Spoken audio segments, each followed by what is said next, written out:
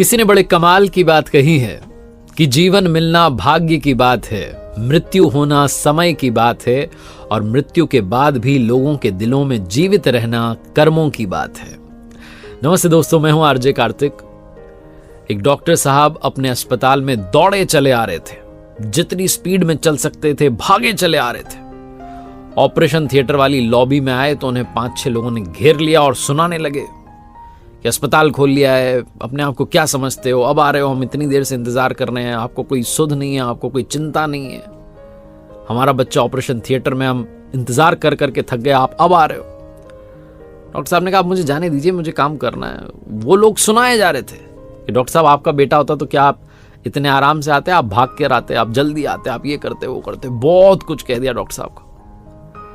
Doctor साहब ने कोई रिएक्ट नहीं किया, वो दौड़े चले गए ऑपरेशन थिएटर में।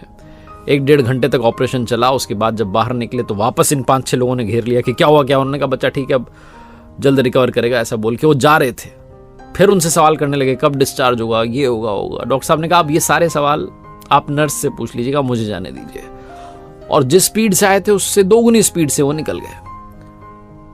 ये जो 5-6 लोग थे उस बच्चे के घर से, माता पिता चाचा मामा, उनको लगने लगा कैसा घमंडी डॉक्टर है, बात तक करने की तमीज नहीं है।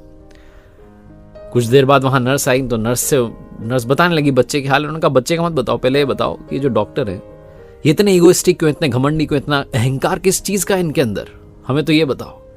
सीधे मुंह बात नहीं करते, आए थे तब हमने पूछा तो जवाब नहीं दे रहे थे, जा रहे हैं तब जवाब नहीं दे रहे हैं। बहुत सारे डॉक्टर्स हैं और ये तो हम मुसीबत में थे इसलिए आपके यहां पर आना पड़ा। नर्स रुआसी हो गई, इमोशनल हो गई, कहने लगी कि आप ऐसा मत कहिए, डॉक्टर साहब बहुत अच्छे हैं, बहुत अच्छे दिल के हैं।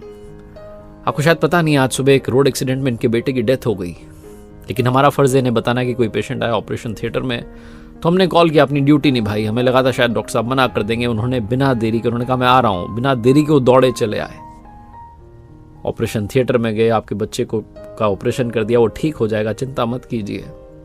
वापस डॉक्टर साहब दौड़ के गए क्योंकि संध्या होने को आई है, शाम होने को आई है और डॉक्टर साहब को अपने बेटे का अंतिम संस्कार करना है।